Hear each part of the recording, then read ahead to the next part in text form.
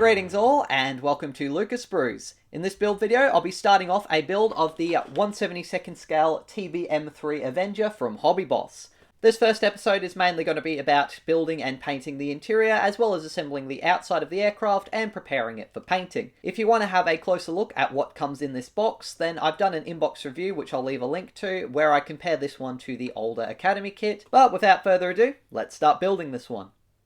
As usual, I began by giving all of the parts a wash in some warm soapy water to remove any oils and dirt from them that might prevent paint or glue from adhering to them. Once the sprues were dry, I then started cutting out each part I needed with my side cutters, and then I used my knife to carefully slice away any burrs from where the parts have been attached to the sprue, along with sanding to remove seam lines as well. This kit has a lot of interior parts, which I assembled as sub-assemblies to make painting easier rather than just blindly following the instructions. The cockpit floor had some oxygen bottles, control columns, and what appears to be some sort of hand pump, along with various other controls added, while the main instrument panel was cut out with a tiny bit of sprue still attached to it so I could use it as a handle when painting. The bulkhead for the pilot's compartment was assembled, followed by the framework for the pilot's seat, and the equipment bay behind the pilot. The engine halves were very nicely detailed, but placed quite awkwardly inside of the sprue, requiring a knife to get in and cut them free and a lot of sanding to remove the remaining bits of sprue. The two rows of cylinders were then glued together, and the front gearbox cover, which has some wiring moulded to it, was attached to the front. The bomb bay floor was cut out and the rear bulkhead was attached to it, which also has some of the radar and radio equipment for the rear interior moulded to it. There are several brackets which have to be glued to the bomb bay, though I noticed several sink marks after adding the first set, so I decided to attach the remaining brackets once that had been addressed later on. The rear turret assembly was by far the most delicate and fiddly, consisting of various pieces of framework, a seat, some controls, a clear part for the gunsight which I'd address later, the machine gun, and some ammunition storage, which then sits inside of a cradle, though I did not fully assemble it just yet so that I could paint it a bit more easily. In the rear of the fuselage is the tailwheel bay, which has several bulkheads, some sort of shock absorber or other cylinders, the tailwheel itself, and the rear machine gun, which attaches to the base of the front bulkhead facing towards the rear. The fuselage halves were then cut out, and due to the angle the sprues attached to them, a fair bit of cleanup was required. Some Vallejo water-based putty was used to fill in the sink marks inside of the bomb bay, and once it had dried, this was sanded with a fine file and some sandpaper. The tail hook was glued to one of the fuselage halves, and unfortunately it doesn't seem like this kit has the option to have it extended. Once it was in place, the remaining brackets were then attached to the bomb bay. The kit includes parts for when the bomb bay doors are open or shut, so I decided to try and assemble the open bomb bay doors, which consist of two doors, two bulkheads with actuators, and some photo etch parts for the inner surface of the bomb bay doors. Strangely though, the closed bomb bay part actually has the inner surface details already moulded to it, even though they would never be visible. The four photo etch parts were glued to the doors first with some deluxe material rocket odorless CA glue, and then I tried gluing them to the actuators, but this took a fair bit of time and patience as I had to hold the parts together while they dried, and the contact points were rather small. The kit also includes some optional bombs, a torpedo, or some fuel tanks which can be fitted inside of the bomb bay. I decided to assemble all of them and glue the pylons to each weapon, but not glue those into the bomb bay so that I could make it easier to paint them, as well as allow me to swap out the Avenger's payload. The torpedo features the option to use some photo etch or plastic for the propeller, and all of the bombs and fuel tanks went together well and have very nice details. Part of the wing spar comes moulded to the bomb bay floor, but a smaller section comes separate, so I decided to glue it to one of the fuselage halves, making sure it lined up as it dried. The cowling and engine bulkheads were then cut out, and I decided to glue the engine to the bulkhead for painting, though unfortunately I glued it to the wrong end, but I would later correct this. The wings can be glued in a folded position, but I decided to have them extended, so I simply cut out the lower and upper halves for each side, glued them together, and clamped them with some bulldog clips while the glue bonded. They have fantastic surface details, and the parts fitted quite well together. Looking at reference photos, most Avengers seem to have had the inside of their wheel wells sprayed in the same colour as the underside of the wings, so once the wheels had been glued to their struts, I went ahead and glued them inside of the wheel wells of each wing, since I wouldn't need to bother masking them off while painting. The rest of the landing gear struts and landing gear bay doors were then glued to the main strut once it was lined up. Finally, I moved on to priming all of the interior and engine subassemblies to then prepare them for painting. This was done with Vallejo Gloss Black Primer mixed to an even ratio with some Vallejo Acrylic Flow Improver. On each assembly, I gradually built up several layers of the primer, keeping each pass reasonably thin until the surface just became wet, and I continued to do this until everything was a solid glossy black colour. I then gave the primer at least 12 hours to fully cure before I would then start applying the paint. The engine was sprayed with some Vallejo Model Air aluminium, again gradually building the colour up in several passes, and with the paint thinned to a ratio of 1 part paint to 1 part Vallejo Acrylic Flow Improver. After looking at photos of Avengers, both restored and during wartime, I decided to try a mix of Vallejo Model Air 71010 interior green with 71289 US dark green to get a darker yellowish green. The paints were mixed evenly and once again thinned down with some flow improver, and then applied on pretty much evenly on every inside surface. Since the black primer was quite dark, it took a few layers to apply an evenish coat of this colour, but I appreciate the subtle shadow effect applying the paint over the black creates. I was very happy with the green I'd mixed up, as I thought it matched a lot of the reference photos I had on hand, although I suspect there was a fair bit of variety given how long the Avenger was being produced, and the fact that both Grumman and General Motors were both building them in different factories. I also used this green on the inside of the engine cowling, since this kit represents a General Motors produced aircraft, and some of the sources I read suggested they did this or left them in a zinc chromat coat, while Grumman built aircraft often had a grey interior colour used. With the base colours down, I could now work on picking out the many details, starting with dry brushing some Vallejo Model Colour Green Sky to add highlights to all the raised ribbing details inside of the bomb bay, along the fuselage walls, and all of the various details on bulkheads. AK Interactive Acrylic Dunkelgrau was then used to paint the instrument panel, machine guns, various bits of radio equipment, some of the wiring inside of the bomb bay, and various controls around the cockpit. In reality, these parts would have mostly been black, but I found using a dark grey for black instead can help make them look more detailed, and allow black to be used later on for dials on the main instrument panel to give them contrast.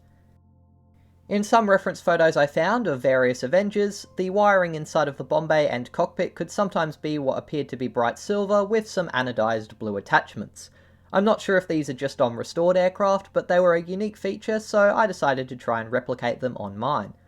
I first carefully picked out the wires with Vallejo Model Air Chrome, making sure I only had a small amount of dry paint on the brush by wiping most of the excess off, and then basically dry brushing these wires. This was also done for the wiring and several raised switches inside of the cockpit, and also used as a base colour for the radar screen in the rear part of the aircraft. The rudder pedals come moulded to the main instrument panel and were picked out with some of the same green I'd used for the rest of the interior, while the oxygen bottles were painted with Vallejo Model Colour Deep Green. The machine guns were later repainted with some Vallejo Flat Black, and then the leather headrests for the pilot and the machine gun grits were painted with some Vallejo Model Colour Flat Earth. The recessed dials on the instrument panel were carefully painted with flat black to make them stand out from the instrument panel's main colour, and after looking at various photos, I decided to initially use Vallejo Model Colour Gunship Green for the bench seats, as well as the pilot's armrests and the base of the joystick. Finer details and individual controls and raised buttons were painted using various colours, including more of the Vallejo Model Air Chrome, some Vallejo Model Colour Vermilion Red, Model Air US Dark Green, Model Colour Gold for the machine gun ammo, and other Vallejo model colours including Flat White, Flat Earth, and Bright Orange. After the last of the wiring in the bomb bay was painted chrome, I then got out some Tamiya X23 Clear Blue and used this to carefully dab onto the joints and details on the wiring to replicate the blue anodized parts. Again, I'm not certain if this was done to World War II era aircraft, but I thought it was an interesting effect to try and create. To my knowledge, it would have been possible to do at the time, and at the very least, it's accurate on restored aircraft.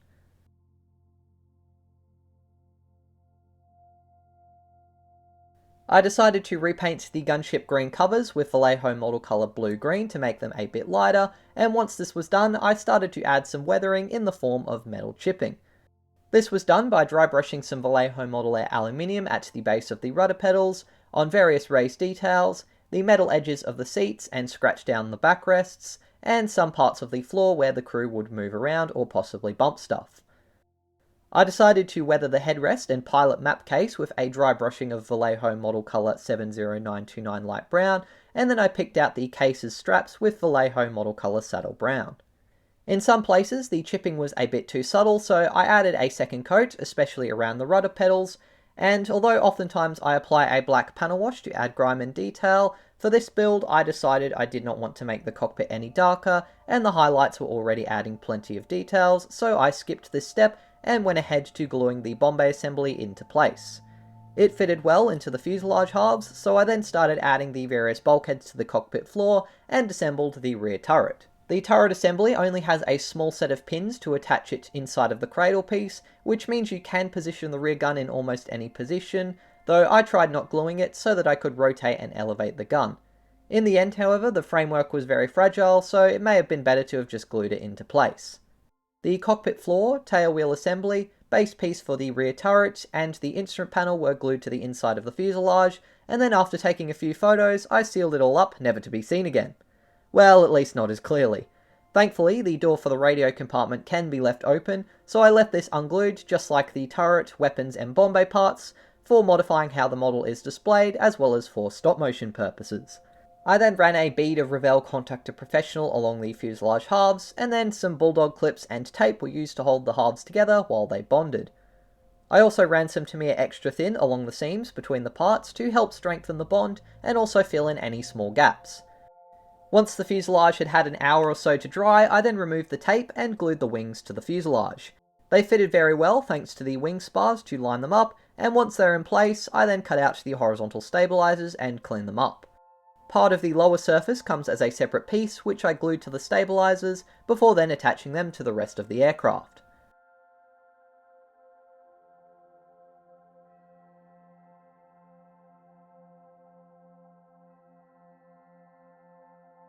While working on the interior, I'd forgotten to also paint the rear gunner's sight. Part of this is clear, but the controls and framework that's moulded to it would need to be painted, so I mixed up some more of the interior green and US dark green mix and carefully painted these details in several coats. The engine details were also painted at this stage, first with some Vallejo Model Air Ocean Grey for the gearbox cover applied in several coats, and then I used flat black for the cylinder head covers and some of the other engine details.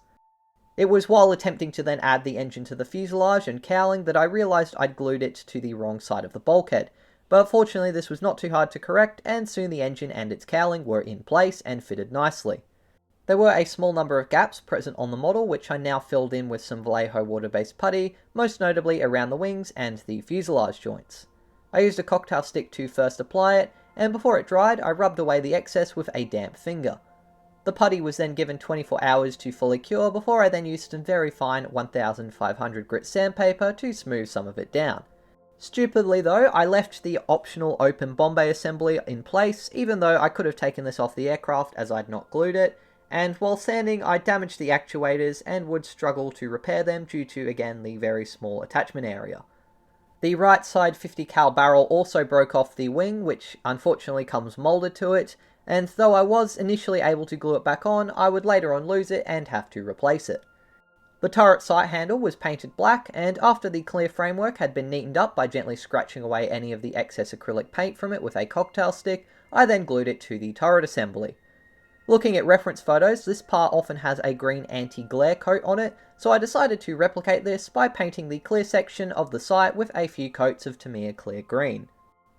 The kit includes masks for all of the clear parts, so I initially planned to cut out and clean up all of the clear parts and then attach them to the model and use the masks while painting. The main canopy required some cleanup and sanding to it and the fuselage to achieve a good fit, though in the end I decided to instead use the kit's part as a template to vacuform a new one so that I could have the canopy for the pilot's area open or closed.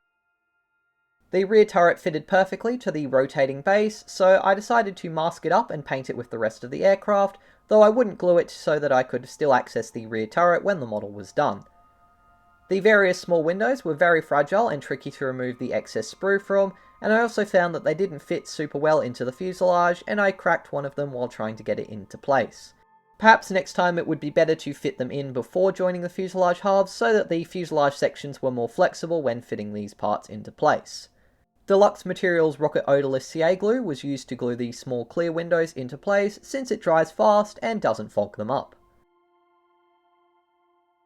I was then ready to mask up the model for some priming and painting. White tack was used to mask over the engine as well as the main cockpit and inside of the rear turret just in case, while for the turret glass and smaller windows I used the included masking set. Personally, I find I much prefer using acrylic paints to hand paint canopies, especially when they have cleanly moulded and strong raised lines for their framework, but I figured since the kit had pre-cut masks, I might as well give them a try. A bit of tape was used to mask the tailwheel and open bomb bay door assemblies' interior surfaces, while white tack was used to mask the aircraft's bomb bay and hold the closed door part in place while painting. After a quick wipe over with a microfiber cloth to remove any dirt or plastic dust from the model, I then primed the exterior in the same way I'd primed the interior with the Vallejo Gloss Black Primer. And once the whole model's exterior was a uniform glossy black, I left the model aside for 24 hours to let it fully cure before moving on to painting, which is what we'll be covering next time in part 2.